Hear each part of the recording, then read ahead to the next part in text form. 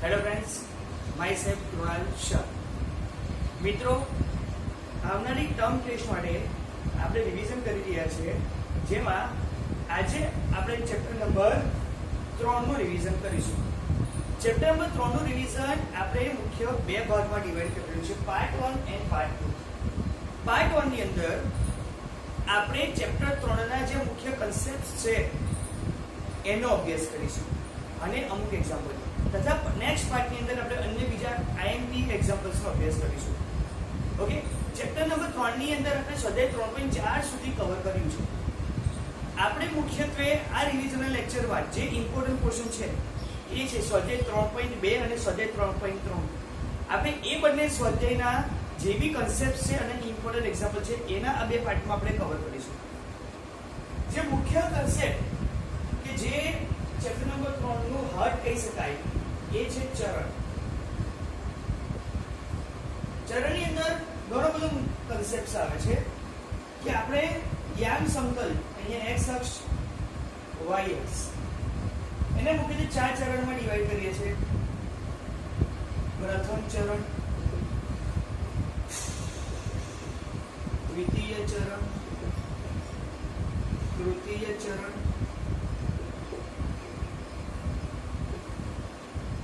ચતુર્થ ચરણ. આ 4 ચરણ માટે એક કન્સેપ્ટ છે જે છે ઓલ એસ ટી સી. મુખ્યત્વે આપણી પાસે કુલ 6 ત્રિકોણમિતિય વિધેય છે. કયા કયા ત્રિકોણમિતિય વિધેય? sin, cos, tan, cot, sec and cos. હવે પ્રથમ ચરણમાં ઓલ એટલે કે બધા જ ત્રિકોણમિતિય 6 ત્રિકોણમિતિય વિધેય, બધા જ ત્રિકોણમિતિય વિધેય કેવા હોય? ધન હોય. s દ્વિતીય ચરણમાં s એટલે કે sin and એનો વ્યસ્ત cosec ધન. sin વિધેય sin નો વ્યસ્ત cosec વિધેય પણ ધન આવે. એના સિવાયના બાકીના એટલે કે cos, tan, sec અને cos, tan, cot અને sec આ 4 ત્રિકોણમિતિય વિધેય હોય. તૃતીય ચરણમાં t for tan એટલે કે tan અને એનો વ્યસ્ત એટલે કે cot આ ધન. એના સિવાયના બાકીના એટલે કે sin, cos and sec, cosec ઋણ આવે. જ્યારે ચતુર્થ ચરણમાં cos એટલે c એટલે કે cos and એનો વ્યસ્ત એટલે કે sec આ ધન હોય. એના સિવાયના બાકીના વિધેય sin, tan, cot and cosec આ 4 ત્રિકોણમિતિય વિધેય અહીંયા બનેલું. આ મુખ્ય કન્સેપ્ટ છે. આ કમ્પલસરી આવડવું જ જોઈએ. તથા sin, cos, tan, cot, sec, cosec એ બંને વચ્ચેના ત્રિકોણમિતિય વિધેય વચ્ચેનો સંબંધ છે. ત્રિકોણમિતિય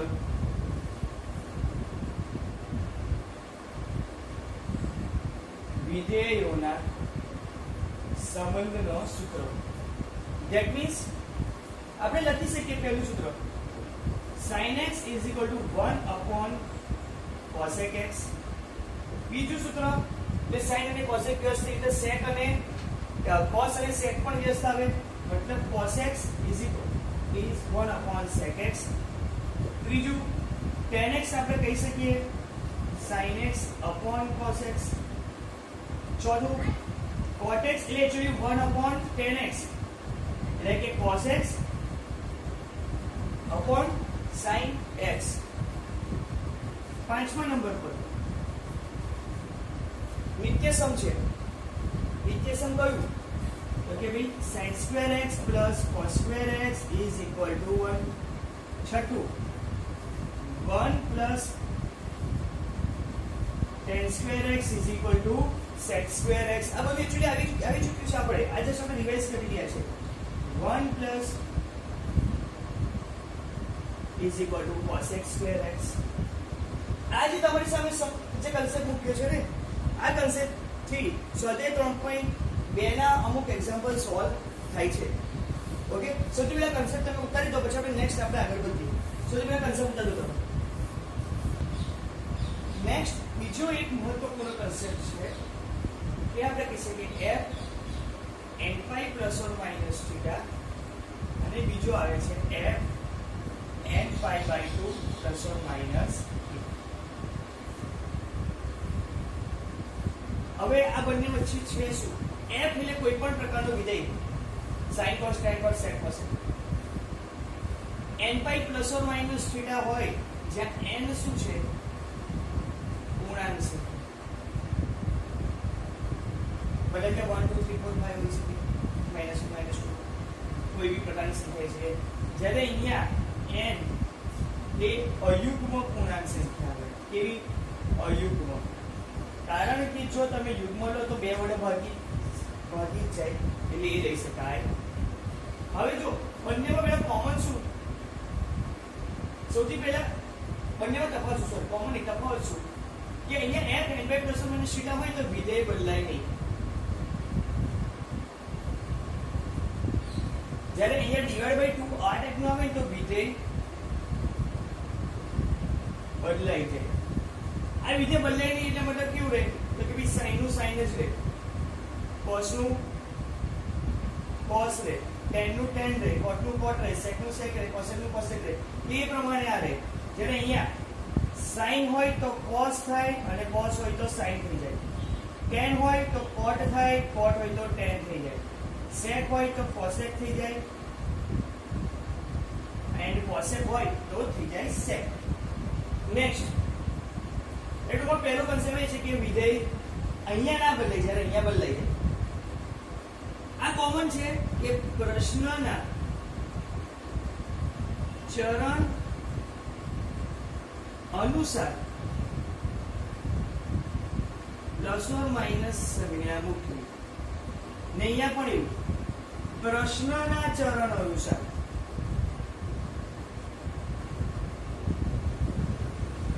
પ્લસ ઓર માઇનસ સંજ્ઞા આપણે પ્રશ્નમાં કોઈ ચરણ આપ્યું છે ઉદાહરણ સમજો હું આ ટાઈપનું ઉદાહરણ લઉં ધારો કે sin 2π પ્લસ થીટા હવે સૌથી પહેલા ધ્યાન રાખજો આ ચરણ અહીંયા યાદ રાખવાનું 0 π/2 π 3π/2 2π અહીંયા જો π/2 હવે π ની જોડે 1 ગુણાય કે હવે 4 ઉમેરવાના 4 5π/2 5 ને 4 9π/2 આ પ્રકારનું અહીંયા આવે 3 માં 4 ઉમેરીએ તો 7π/2 11π/2 અહીંયા આવે 0 2π 4π 6π એટલે π ની જોડે જો બેકી સંખ્યા ગુણાય તો બધા અહીંયા આવે π ની જોડે એકી સંખ્યા એટલે π 3π 5π 7π એકી સંખ્યાવાળા π આ તરફ પ્લસ હોય પ્લસ તો ઘડિયાળના કાંટાની વિરુદ્ધ દિશામાં જવું અને પોઝિટિવ કહેવાય જ્યારે આમ જાઓ તે નેગેટિવ આવે ઘડિયાળના કાંટાની દિશામાં હવે જો sin 2π પ્લસ થીટા કહું છે બરાબર સૌથી પહેલા તો sin 2π છે આ પ્રકારનું છે એટલે વિધેય બદલાય નહીં એટલે sin નું sin રહે એ sin થીટા લખી દેવાનું પણ હવે આગળ પ્લસ sin મૂક્યું કે માઈનસ sin એ પ્રશ્નના ચરણ અનુસાર પ્રશ્નમાં છે sin હવે 2π પ્લસ થીટા 2π પ્લસ 2π ક્યાં છે તો 2π અહીંયા આવ્યો આ અહીંયા પ્લસ કરો મેં કહું કે પ્લસ હોય તો ઉપર આમ કરવાનું ઘડિયાળના કાંટાની વિરુદ્ધ દિશા માઈનસ તો ઘડિયાળના કાંટા તો 2π પ્લસ કરો એટલે આમથી આમ જાઓ એટલે બહુ ચલ રાજુ પ્રથમ ચરણમાં sin કેવો તો પ્રથમ ચરણમાં આપણે જે ઓલ s p c એટલે પ્રથમ ચરણ એટલે ઓલ એટલે બધા જ છે એટલે કે sin પણ છે એટલે આગળ પ્લસ sin મૂકવાનું એટલે કશું લખવાની જરૂર નહીં એટલે sin 2π પ્લસ થીટા એ sin થીટા આવે પણ ધારો કે sin 2π માઈનસ થીટા આવ્યું તો શું કરવાનું સૌથી પહેલા nπ plus or minus theta છે એટલે વિધેય ના બદલાય એટલે sin થીટાનું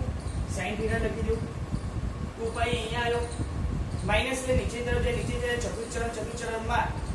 ચતુર્થ ચરણમાં sin કેવો અહીંયા c એટલે cos અને sec પોઝિટિવ ધન બાકીના બધા ઋણ એટલે sin આવે ઋણ એટલે મારે આગળ મૂકવું પડે માઈનસ સિમિલરલી મને આવું કે કોઈ tan π માઈનસ x સૌથી પહેલા પાઈ છે તો વિધેય બદલાય નહીં એટલે tan x લખી દેવાનું હવે પાઈ માઈનસ x છે પાઈ અહીંયા આવ્યો અરે માઈનસ એટલે ઘડિયાળના કાંટાની દિશામાં આમ જાઓ અહીંયા આવો અહીંયા sin અને એનો વ્યસ્ત એટલે કે cosec તો tan ઋણ એટલે મારે લખવું પડે માઈનસ ધારો કે હવે આ પ્રકારના પ્રશ્નો છે હવે આ ટાઈપનું આપણે લઈએ sin 3π/2 પ્લસ થીટા તો શું થાય 3π/2 અહીંયા આવ્યો પ્લસ એટલે ઘડિયાળના કાંટાની વિરુદ્ધ દિશામાં આમ ચતુર્થ ચરણ હવે સમજી લો ડિવાઇડ બાય 2 છે એટલે વિધેય બદલાઈ જશે sin 2 લખી દઉં cos θ. હવે ચતુર્થ ચરણ આવ્યું હતું ત્યાં cos લીધો ને પ્રશ્ન છે sin. મેં કોઈ પ્રશ્નના ચરણ છે sin ચતુર્થ ચરણમાં કેવો તે નેગેટિવ તો આગળ લખવું પડે માઈનસ. હું લખું tan π/2 પ્લસ θ. તો આ જો π/2 tan ને π/2 છે એટલે વિધેય બદલાઈ જશે cos θ π/2 પ્લસ એટલે બીજું ચરણ બીજા ચરણની અંદર tan છે ઋણ એમાં લખવું પડે માઈનસ. પણ ધારો કે sin π/2 પ્લસ θ આવ્યું સૌથી પહેલા sin નું લખી દેવાનું cos θ કારણ કે વિધેય બદલાઈ જાય π/2 પ્લસ એટલે બીજું ચરણ બીજા ચરણમાં sin કેવો તો sin ધન એટલે અહીંયા ધન cos θ મેળવજો. તો આ રીતના તમે વિધેયમાં અદલાબદલી કરી શકો છો. ઓકે આપણે આ જે બે આગળ થોડીક વાર પહેલા જે કન્સેપ્ટ ભણે ને આ કન્સેપ્ટ આ બંને કન્સેપ્ટ જો તમને પરફેક્ટ આવડી જાય તો તમને સ્વાધ્યાય 3.2 ના દરેક દાખલા તમને આવી જાય. તો આ પણ તમે એકવાર નોટબુક પર તમે ઉતારી દો. ઓકે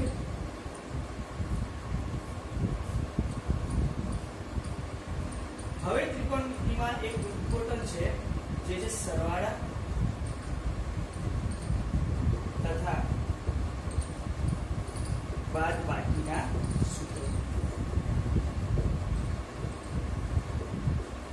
જેમાં પહેલું છે sin x plus y. sin x plus y નું સૂત્ર શું આવે? sin x sin x cos y plus cos x sin x minus y નું સૂત્ર શું આવે છે? sin x minus y નું સૂત્ર આવે sin x cos y એવું નહીં રાખવાનું પણ અહીંયા જો પ્લસ હોય તો પ્લસ તો માઈનસ હોય તો માઈનસ cos x sin. ત્રીજું cos x plus y. જો sin હતું તો sin cos ની જોડી પણ cos હોય તો cos અને sin ની જોડી. ઓકે પહેલા લખવાનું cos x cos y અને લખવાનું sin x sin. હવે જો પ્લસ હોય તો માઈનસ મૂકવાનું અને આ માઈનસ હોય તો પ્લસ મતલબ ચોથું સૂત્ર કેવું આવે? cos x minus y એટલે કે cos x cos y plus sin x sin. આ મેં કહ્યું sin x plus y sin નો સરવાળો sin નો બદલે cos નો સરવાળો cos માં સરવાળો કરે. હવે tan x plus y એ આ લખો tan x plus tan y upon 1 minus આ એક સૂત્ર જો તમે યાદ રાખો તો આની જોડે બીજા તમને ત્રણ સૂત્ર ફ્રી મળે. કયું? તો tan x minus y નું કરવાનું શું? ઉપરને જેવું જ લખવાનું પ્લસ છે તો અહીંયા પ્લસ અને માઈનસ આવે છે તો અહીંયા જો માઈનસ આવે તો માઈનસ અને પ્લસ મતલબ tan x minus tan y 1 plus tan x plus y નું પરથી tan x minus y લે. હવે tan x plus y માંથી cot x plus y લઈશું મતલબ cot x plus y. કરવાનું શું? આ ઊંધું કરી દેવાનું અને આગળ પાછળ કરી દેવાનું મતલબ cot x cot y minus 1 upon cot y plus cot x. ઉપર નીચે કર્યું આગળ પાછળ એવી cot x minus નું સૂત્ર આના પરથી બનશે. તમારે આને ઉપર નીચે કરવાનું આગળ પાછળ કરવાનું તેની જગ્યાએ cot લખી દેવાનું મતલબ હું લખીશ cot x cot y plus 1 cot x cot y divided by અને આગળ પાછળ કરી નાખીએ cot y minus cot x. તો આ સૂત્ર સરવાળે તથા બાદબાકીના સૂત્ર છે મોસ્ટ ઇમ્પોર્ટન્ટ છે. ઘણા બધા એક્ઝામ્પલ આની ઉપર આધારિત છે. તો આ પણ સૂત્ર એક વખત તમે તમારી નોટબુકમાં ઉતારી દો. ઓકે પહેલો question tan π/4 plus x upon tan π/4 minus 1 plus tan x upon 1 minus tan x નો વર્ગ. આવું સાબિત હોય તો લેફ્ટ હેન્ડ સાઈડ પર જ્યારે લઈ લઈએ મતલબ કે tan π/4 plus x upon tan તો જો tan x plus y અને નીચે છે tan x minus y તો એનું સૂત્ર જ્યારે આપણે એપ્લાય કરીએ તો લખી શકીએ tan x tan y એટલે tan π/4 plus tan x upon 1 minus tan π/4 tan x. tan π/4 minus tan x શું થાય? tan π/4 divided by 1 plus चलो tan factorial 1 upon tan x એટલે 1 plus tan x આ નીચે 1 tan factorial એટલે 1 એટલે છેદમાં આવે 1 minus tan x આ પણ 1 minus tan x એટલે આનો વર્ગ અને છેદો છે દંશ થાય એટલે 1 આ તો 1 થઈ જાય એટલે 1 plus tan x ઉપર 1 plus tan x ઓલરેડી હતું એટલે આ પણ વર્ગ મતલબ આવી ગયું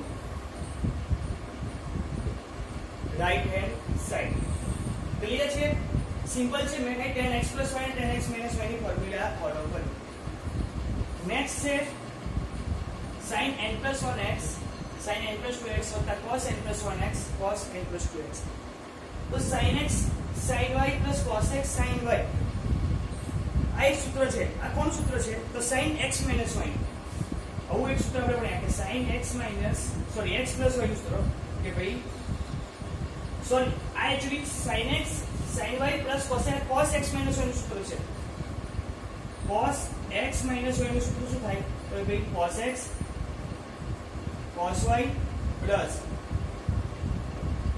જો આ cos x cos y વત્તા sin x sin y x તરીકે n plus 1x અને y તરીકે n plus 2x કોનું છે cos x minus y તો આપણે એમાં લખી શકીએ આના બરાબર આપણે લખી શકીએ cos કૌંસમાં x ની જગ્યાએ n plus 1x y ની જગ્યાએ n plus 2x એટલે n plus 1x minus